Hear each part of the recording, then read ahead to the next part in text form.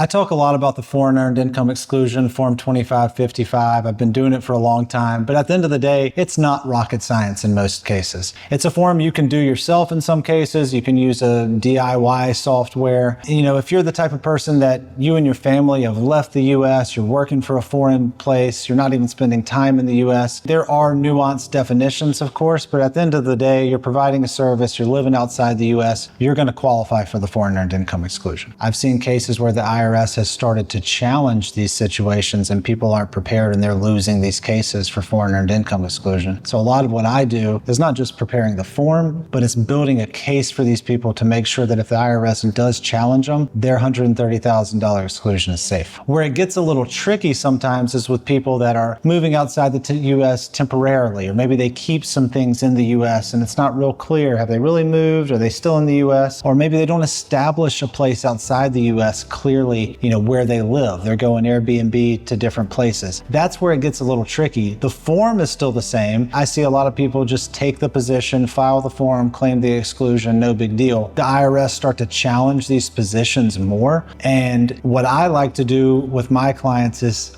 build and document a case in advance, especially in these more tricky situations. First of all, we know how to approach certain traveling situations, getting leases in foreign countries, basically knowing what the rules are and adjusting your travel where it makes sense to fit more nicely, I guess is one way to say it, into these Foreign Earned Income Exclusion rules. And at the end of the day, we want to be able to just hand a piece of paper over to an IRS auditor saying, this is why I qualify for the Foreign Earned Income Exclusion, and they're going to go away in that case. What you don't want to do is be sitting back on your heels when the IRS asks you for documentation, because maybe you have 6 years worth of Foreign Earned Income Exclusion, and that's going to be a pretty nasty tax bill at the end of the day if you're not able to justify why you actually qualify for that exclusion over those years. So in this video, we're going to talk a little bit about how the exclusion works, particularly for these itinerant workers. So people moving outside the US and not establishing a clear tax home somewhere. We're going to talk about how that works, how it's a little tricky to fit into the Foreign Earned Income Exclusion rules specifically, and how I like to build a case around it to make sure that people can claim it and feel comfortable that they'd be able to defend it in the case of an audit. If these videos are useful to you, if you enjoy this content, please hit the like button, subscribe to this channel so I can keep making videos like this for the international community. With the Foreign Earned Income Exclusion, one of the things I'm seeing more and more of is people that have flexibility in their job. Maybe they have a W-2 employer that allows them to work wherever they want, or maybe you own your own business and you can live and work wherever you want from your computer. People are packing up and a lot of times they don't really know where they want to live. They just know they don't really want to be in California right now or Montana or wherever they live. They want to go check out Bali or Costa Rica or Europe, but they don't really have a plan to set up and live somewhere. And I guess what you have to understand about Section 911 and the Foreign Earned Income Exclusion rules is these were written back in the 1950s. There was no working remotely from your Apple computer back then when they wrote these rules. So it's hard to fit the remote work squarely into these rules. So we have to understand the rules, apply it to your situation, and fit into as many boxes as we can in advance so that we can justify the exclusion beforehand. So with these type of people that aren't establishing a home in one particular spot, remember that with the Foreign Earned Income Exclusion, the main rules are you have to have a tax home outside the US, so that means where you're living and working, and an abode outside the US. So that means not a vocational type meaning, but like where you actually live. Where is your home? Where is your dog? What vet do you use? Where do you go to church? Where's your gym membership? Those types of things is your abode. Even if you move your workplace outside the US, if you're liking this video, you should really check out my newsletter where I put out different tips and tricks, latest law changes that can really help you save money and save complexity if you're living or investing abroad. Just think how much you could save with the right tax advice.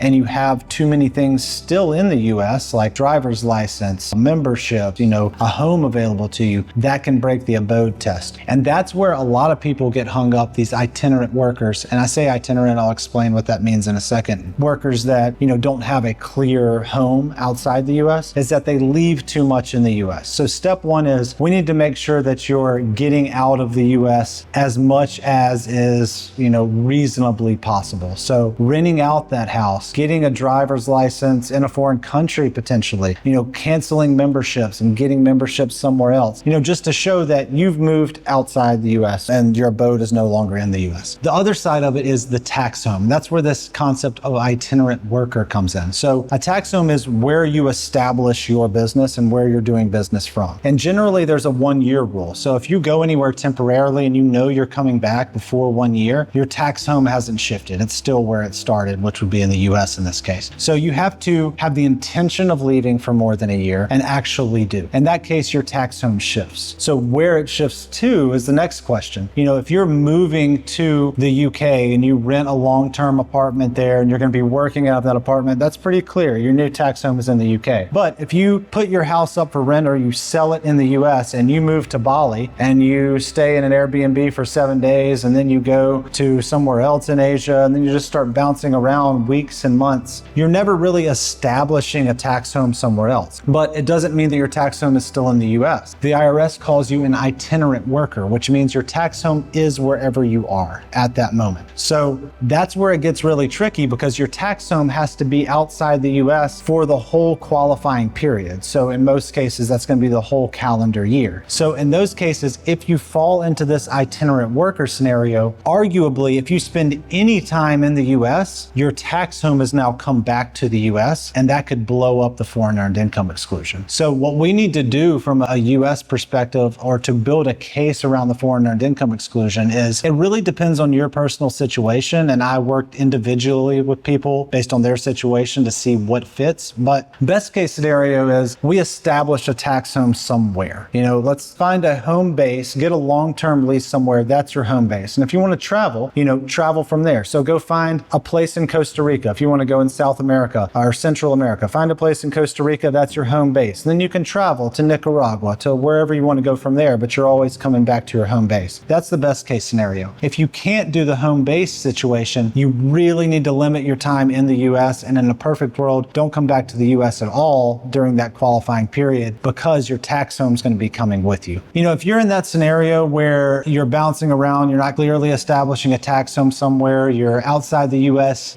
not indefinitely, you just don't know when you're coming back. It probably will be short term in the fact that you're not moving outside the US forever. It's very important that you're not just assuming you qualify for the exclusion, because you could be putting yourself in a bad situation if the IRS was to challenge that and you weren't prepared to defend it. If this is your situation and you want to know how you can make sure you qualify for this exclusion in advance, or if you qualify it, how you file the form, reach out to us. We'd be happy to help you at McGowinTax.com, where I can have a consultation with you personally to develop a plan and make sure the forms get filed timely and accurately. If this applies to you, if you have comments, please leave them below. Let me know what you're doing, where you're moving to, where's the best Airbnb in Asia to go to for some of these expats. Feel free to leave a comment, and thanks for watching the video.